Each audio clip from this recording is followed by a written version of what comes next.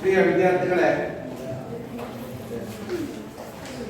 ನಮ್ಮ ಕನ್ನಡದ ಮಹಾಕಾವ್ಯಗಳಲ್ಲಿ ಮಹಾಭಾರತ, ರಾಮಾಯಣ, ಭಗವದ್ಗೀತೆ ಪ್ರಸಿದ್ಧವಾಗಿರ್ತಕ್ಕಂಥ ಮಹಾಕಾವ್ಯಗಳು ಅಂತ. ಈಗಾಗಲೇ ಕೌರವೇಂದ್ರನ ಕೊಂದೆ ನೀನು ಎಂಬ ಪದ್ಯ ಭಾಗವನ್ನು ಓದಿದ್ವಿ. ಅದರಲ್ಲಿ ಕುಮಾರವ್ಯಾಸ ತನ್ನ ಕರ್ನಾಟ ಭಾರತ ಕಥಾಮಂಜರಿ ಅಥವಾ ಜೊತೆಗಿನ ಭಾರತ ಎಂಬ ಕಾವ್ಯದಲ್ಲಿ ಕರ್ಣನ ಛಲ, ಕೃಷ್ಣನ ಮುಂಜಾಗ್ರತೆಯ ಆ ಒಂದು ಕರ್ಣನನ್ನ ಒಪ್ಪಿಸ್ತಕ್ಕಂಥ ವಿಚಾರವನ್ನ ನೀವೀಗಾಗಲೇ ತಿಳ್ಕೊಂಡು, ಅದೇ ರೀತಿಯಾಗಿ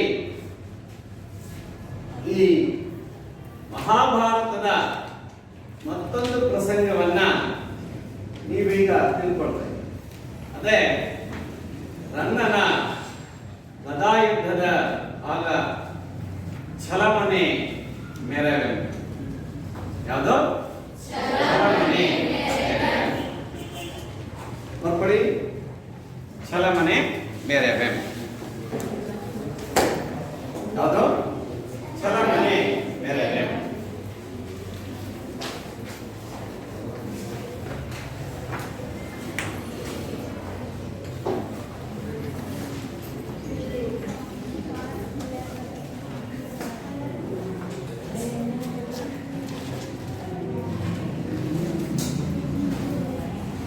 ಈ ಪದ್ಯವನ್ನ ರಚನೆ ಮಾಡಿರ್ತಕ್ಕಂಥ ಕವಿ ರನ್ನ. ಕವಿ ಹೆಸರೇನು? ರನ್ನ. ಈ ರನ್ನ ರತ್ನತ್ರಯರಲ್ಲಿ ಒಬ್ಬ. ರನ್ನ ರತ್ನತ್ರಯರಲ್ಲಿ ಒಬ್ಬ. ನೋಡಿ,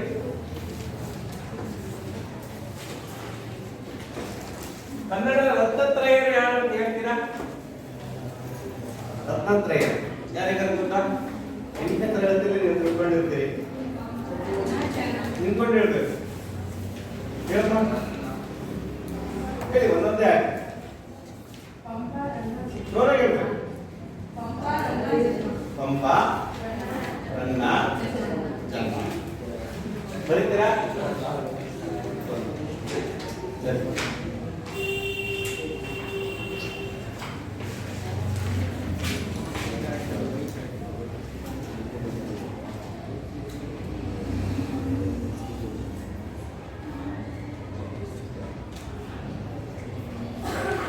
ವೆರಿ ಗುಡ್. ಚಪ್ಪಾಳೆ ತಟ್ಟಕ್ಕೆ. ಈಗ ಕನ್ನಡದ ರತ್ನತ್ರಯರಲ್ಲಿ ಒಬ್ಬ ಅಂತ ಗೊತ್ತಾಯ್ತು. ಯಾರಿಗೆ? ಯಾರು? ರನ್ನ. ಅದರ ಕವಿ ಚಕ್ರವರ್ತಿಗಳಲ್ಲೂ ಒಬ್ಬ. ಕವಿ ಚಕ್ರವರ್ತಿಗಳು ಒಬ್ಬ. ಯಾರು? ಕವಿ ಚಕ್ರವರ್ತಿಗಳು ಯಾರು ಅಂತ ಹೇಳ್ತೀವಿ ಗೊತ್ತಾ? ಹೇಳ್ತೀರಾ? ಯಾರು ಹೇಳ್ತೀರಿ? ಹೇಳ್ತೀರಮ್ಮ? ಹೇಳ. ರನ್ನ, ಚೆನ್ನ, ಹೊನ್ನ. ಪಂಪ ಏನದ? ರತ್ನತ್ರಯರಲ್ಲಿ ಪಂಪನ ಬಿಡ್ಬೇಕ. ಬರ ಬೇಗ ಬಂತು.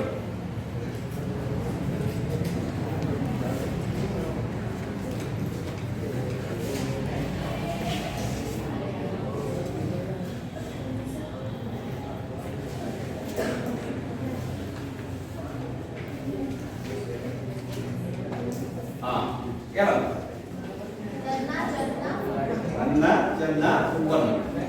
ಹೀಗೆ ಚಪ್ಪಳ ಹಾಕಿ.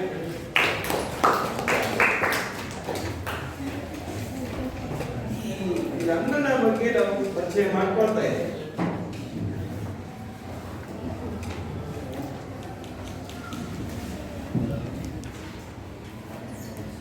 ಈತ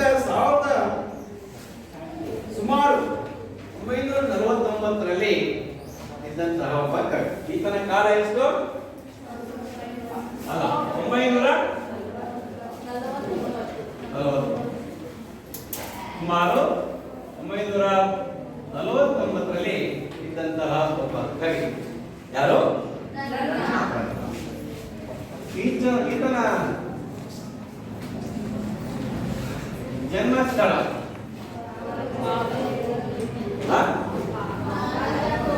ಬಾಗಲಕೋಟೆ ಜಿಲ್ಲೆ ಮುಧೋಳ. ಈಗಿನ ಮುಧೋಳ, ಆಗಿನ ಮುಧೋಳ, ಬಾಗಲಕೋಟೆ ಜಿಲ್ಲೆ.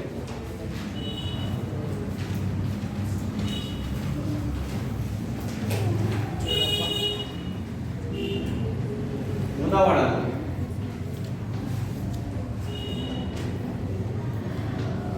ಈಗಿನ ಮುಧೋಳ.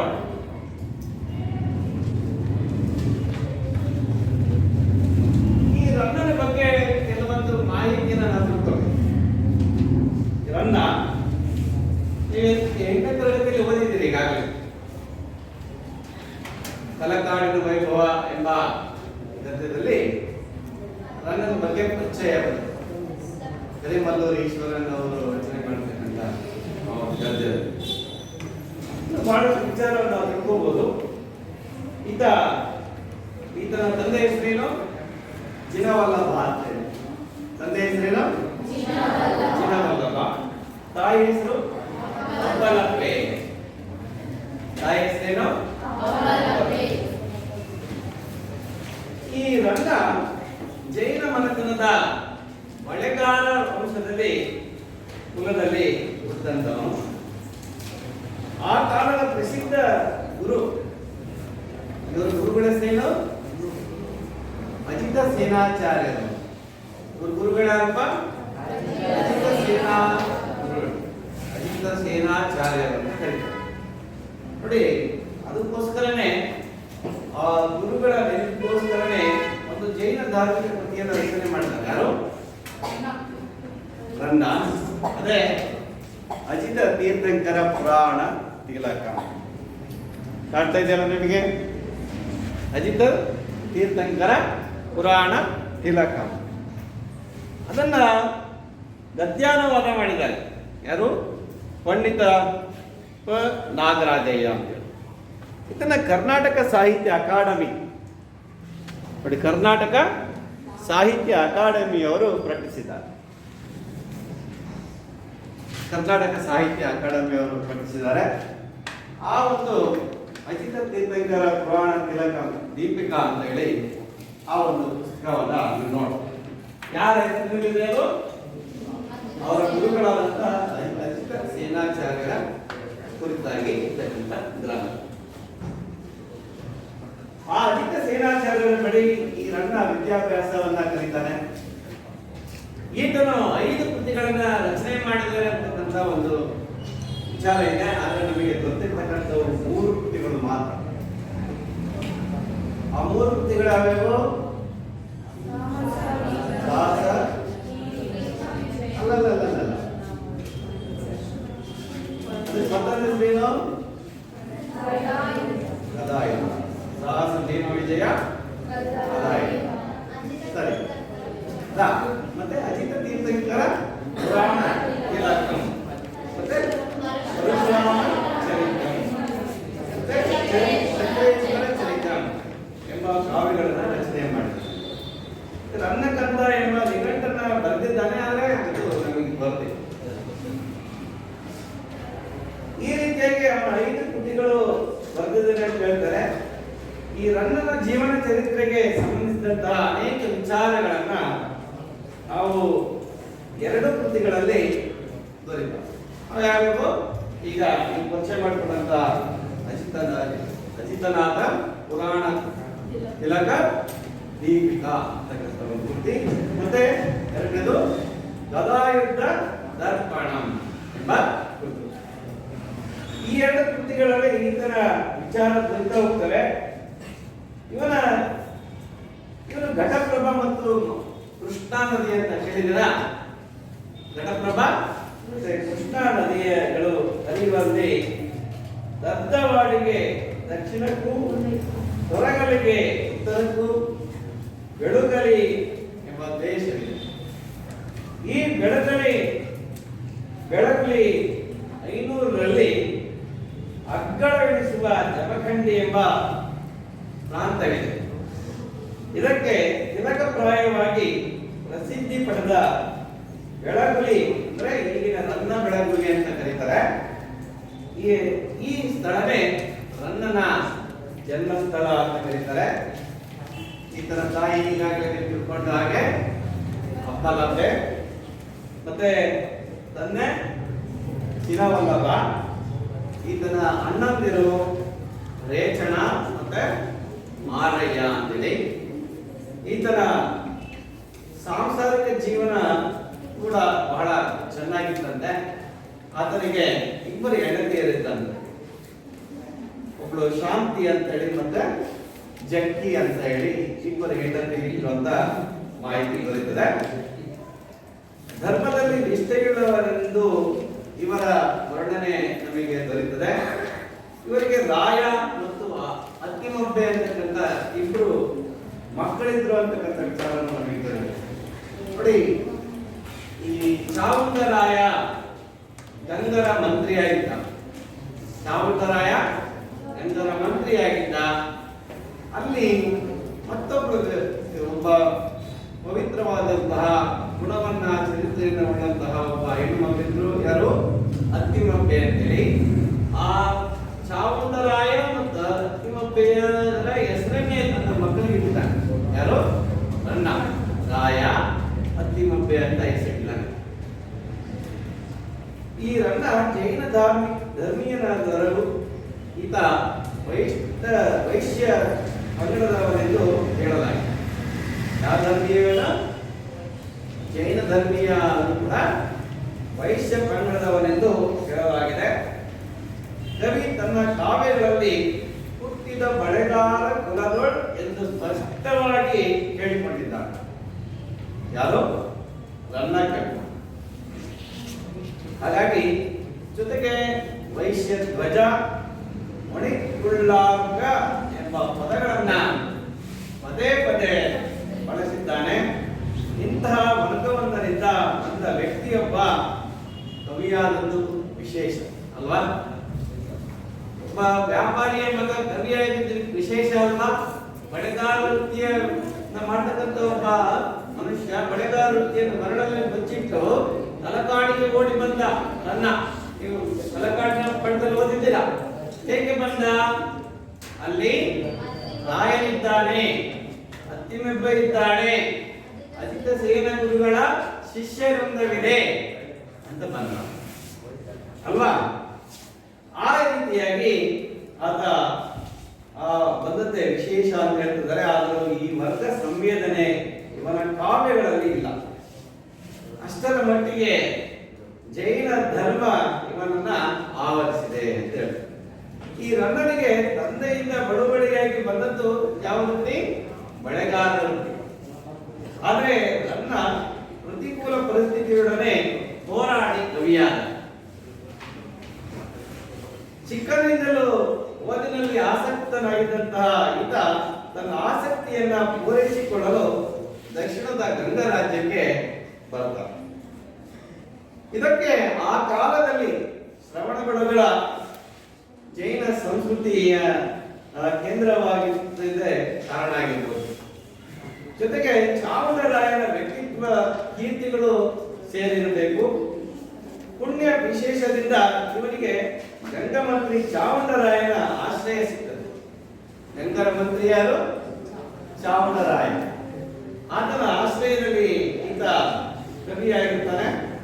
ಗಂಗರಾಜರ ಗುರುಗಳಾದಂತಹ ಅಜಿತ ಸೇನಾಚಾರ್ಯರು ಇವನಿಗೆ ಗುರುಗಳಾಗಿ ದೊರೆತಂದು ಇವನಲ್ಲಿದ್ದ ಧಾರ್ಮಿಕ ಆಸಕ್ತಿ ಬೆಳೆಯಲು ಅನುಕೂಲವಾಯಿತು. ಈ ಸನ್ನಿವೇಶದಲ್ಲಿ ರನ್ನ ಕವಿಯಾಗಿಯೂ ವಿದ್ವಾಂಸನಾಗಿಯೂ ಹೊರಹೊಮ್ಮಲು ಸಾಧ್ಯ ಆಯಿತು ಅಂತೇಳಿ ಹೇಳ್ತಾರೆ. ಆಯ್ತಾ?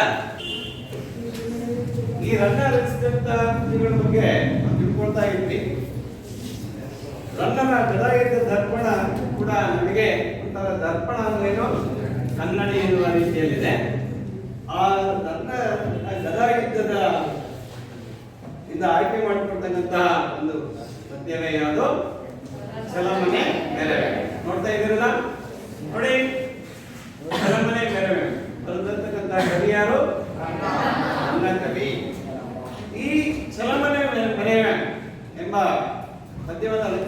ಬರೆದಿರ್ತಕ್ಕಂಥ ಕವಿ ರನ್ನ ರಚಿಸಿದಂತ ಕೃತಿಗಳು ಸಾಹಸ ಭೀಮ ಮತ್ತೆ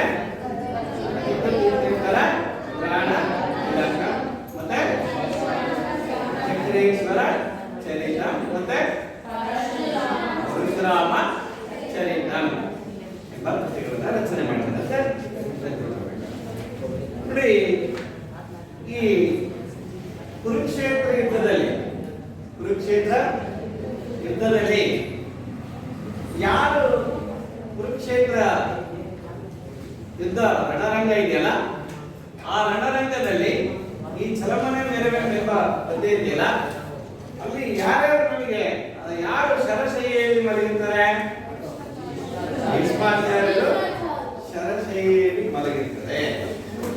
ಈಗ ಈ ಪದ್ಯದಲ್ಲಿ ಬರುವಂತ ಪಾತ್ರಗಳು ಯಾವ್ಯಾವು ಅಂತ ನಿಮಗೆ ಗೊತ್ತಾ? ಭೀಷ್ಮಾಚಾರ್ಯರು ಮತ್ತೆ ದುರ್ಯೋಧನರು, ಇವರಿಬ್ಬರ ನಡುವಿನ ಸಂಭಾಷಣೆ ಇಲ್ಲಿದೆ ನೋಡಿ.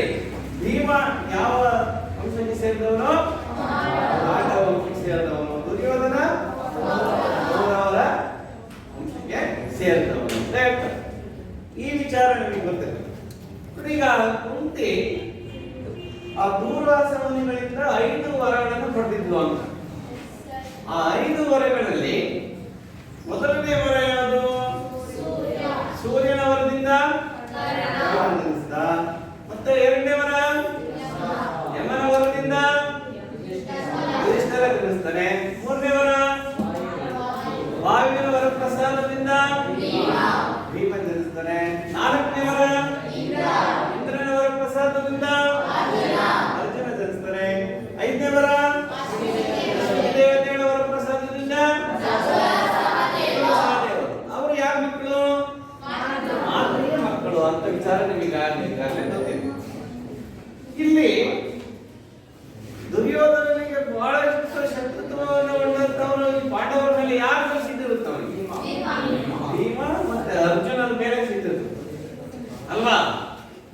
ಕರ್ಣ ಇವನಿಗೆ ಬಹಳಷ್ಟು ಆಪ್ತ ಮಿತ್ರ. ಯಾರಿಗೆ? ದುರ್ಯೋಧನನಿಗೆ. ಹಾಗಾಗಿ ಅರ್ಜುನ ಮೇಲೆ ಸಿದ್ಧಿರ್ತದ ಅಲ್ವಾ? ನೋಡಿ, ಗದಾಯುಧ ದರ್ಪಣದಲ್ಲಿ ದರ್ಪಣ ಅಂದ್ರೆ ದರ್ಪಣ ಅಂದ್ರೆ ಅರ್ಥ ಕನ್ನಡಿ ಅಂತ. ಇದು ಒಂಥರ ಕನ್ನಡಿ ಇದ್ದಂಗೆ ಇರ್ತದೆ. ಯಾವುದು? ಗದಾಯುಧ ದರ್ಪಣ ಒಂಥರ ಕನ್ನಡಿ ಇದ್ದಂಗೆ. ಅಂದ್ರೆ ನಮ್ಮ ಈ ಒಂದು ಸಿಲೆಬಸ್ ಇರ್ತಕ್ಕಂಥದ್ದು ಇದು ಈ ಪದ್ಯ ಇದೆಯಲ್ಲ, ಆ ಪದ್ಯನೂ ಕೂಡ ಇದರಲ್ಲಿದೆ. ಅಂದ್ರೆ ಎಲ್ಲ ವಿವರಣೆ ಕೂಡ ನಮಗೆ ಸಿಗ್ತಾ ಹೋಗುತ್ತೆ ನೋಡಿ. ಈ ಪದ್ಯದ ಆಶಯ ಭಾವನ ಆಶಯ ತಿಳಿದ್ರೆ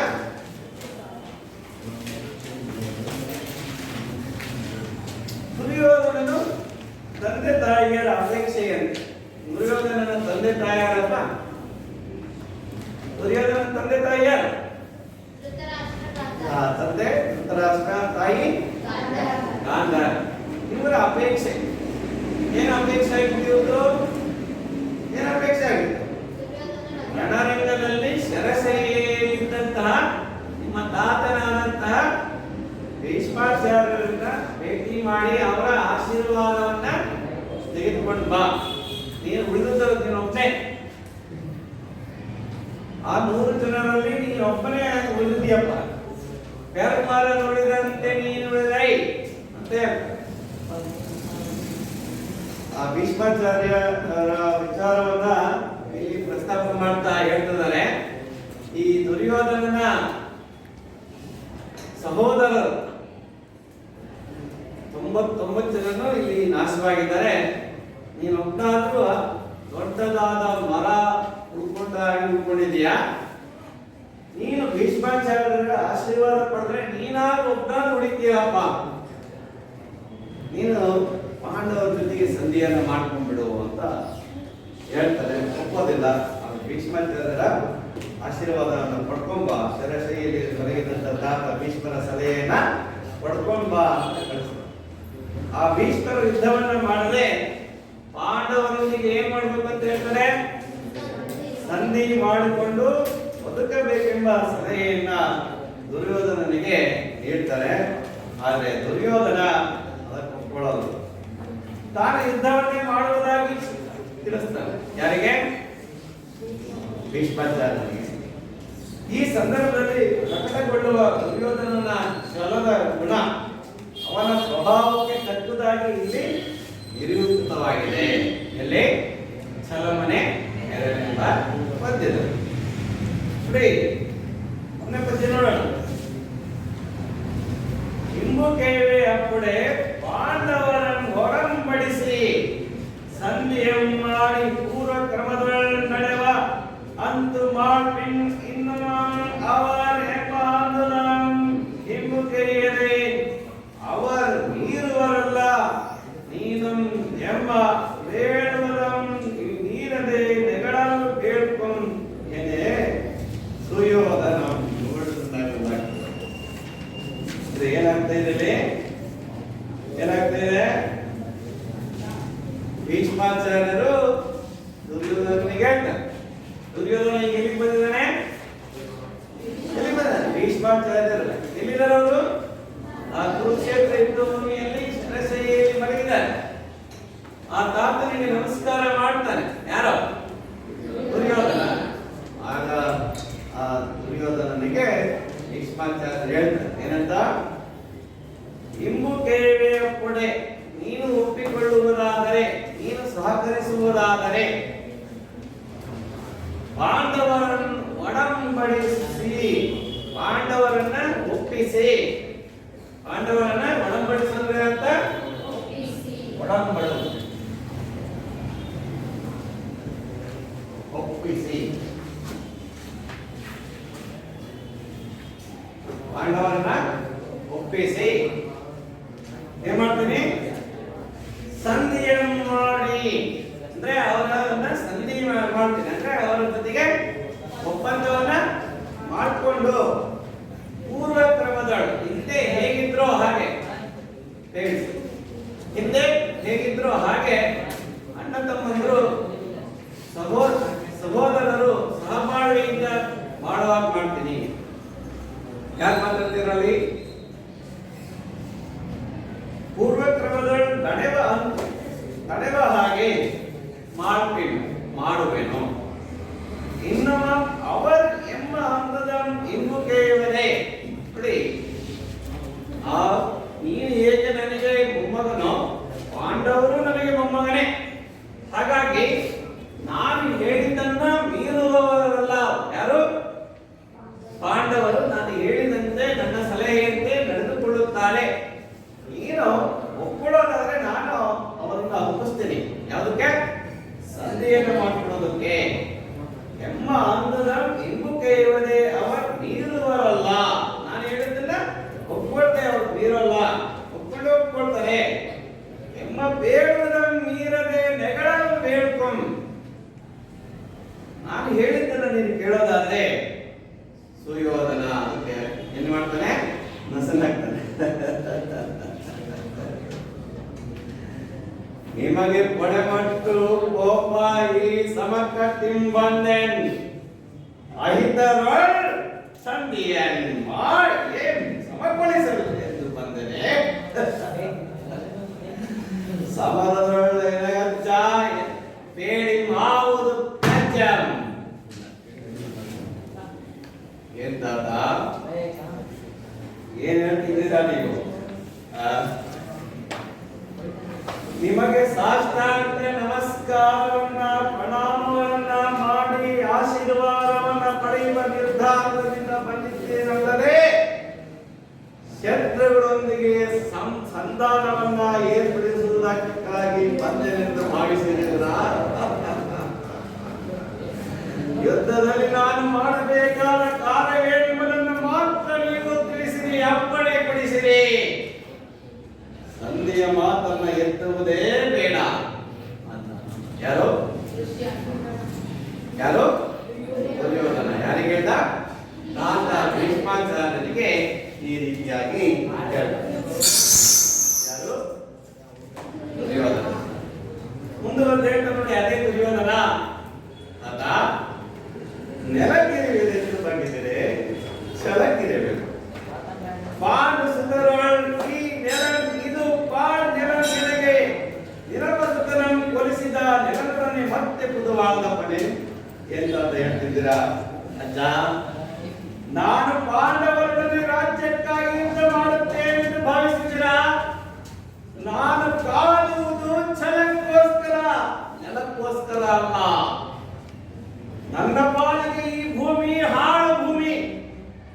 ಯಾಕೆಂದರೆ ಪ್ರಿಯ ಮಿತ್ರನಾದ ಕರ್ಣನ ಕೊಲೆಗೆ ಈಕೆಯು ಕಾರಣ. ಯಾರು? ಆ ಕುಂತಿ. ಮತ್ತೆ ಆ ಒಂದು ಯಾರು? ಪಾಂಡವರ ಪತ್ನಿ ದ್ರೌಪದಿ.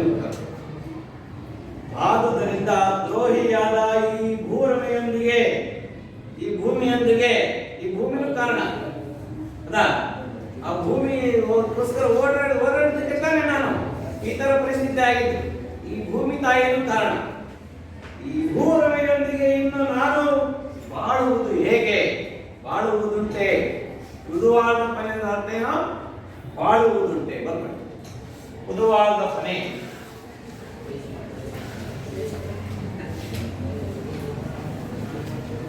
ಏನರ್ಥ? ಬಾಳುವುದುಂಟೆ.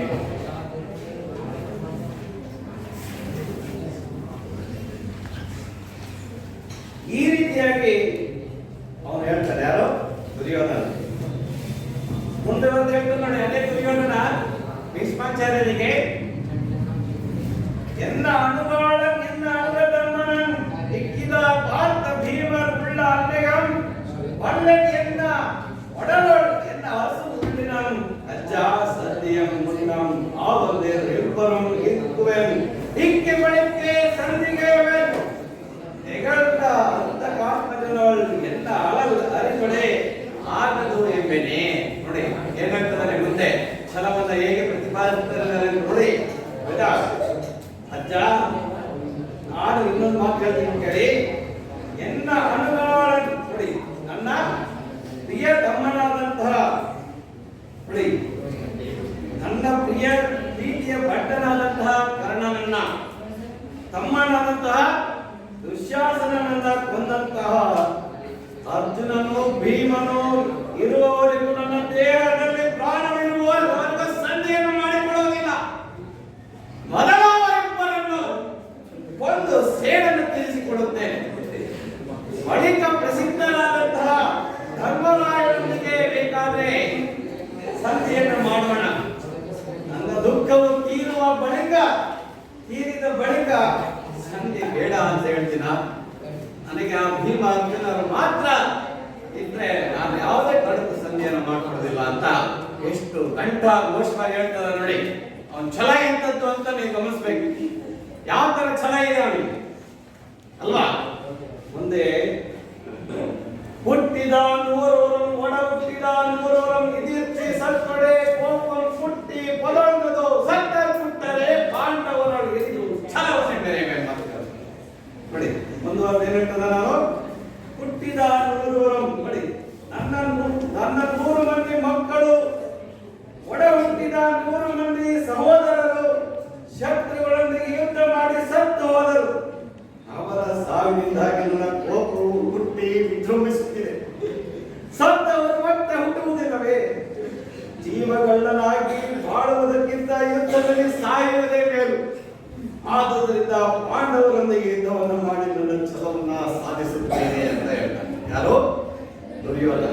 ಎಂಥ ಛಲ ಇದೆ ಇಲ್ಲಿ. ಕೊನೆಗೆ ಪದ್ಯ ಅಜ್ಜನಿಗೆ ಹೇಳ್ತಾನೆ. ಯಾರು? ದುರ್ಯೋಧನ. ಕಾದದಿದ್ದರಿಂದ ಅಜ್ಜ ಪಾಂಡವರ ಆದರ್ ಮೇನ್ ಇಂದಿನ ಒಂದೇ ಸಮರಗಳು ಆ ಮೇನ್ ಆದನು.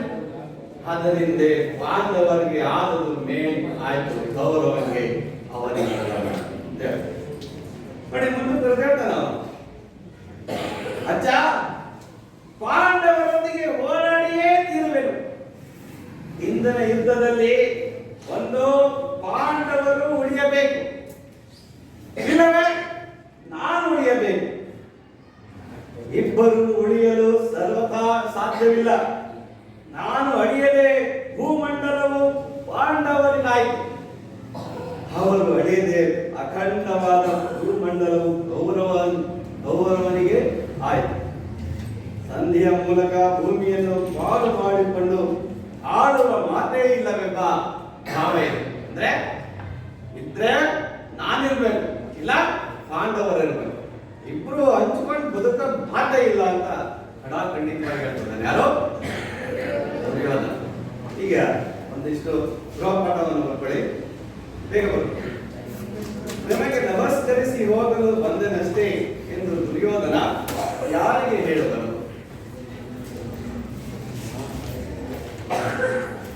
ಆಯ್ತಾ? ಎರಡನೇ ಪ್ರಶ್ನೆ, ದಿನಪಸುತ ಎಂದರೆ ಯಾರು? ದಿನಪಸುತ ಎಂದರೆ ಯಾರು? ಮೂರನೇ ಪ್ರಶ್ನೆ, ಯಾರಿಬ್ಬರನ್ನ ಕೊಂದ ಬಳಿಕ ಸಂಧಿ ಮಾಡಿಕೊಳ್ಳುವುದಾಗಿ ದುರ್ಯೋಧನ ಹೇಳುತ್ತಾನೆ? ಈ ಮೂರು ಪ್ರಶ್ನೆಗಳಿಗೆ ಉತ್ತರ ಬರೆಯಿರಿ. ಆಯ್ತಾ?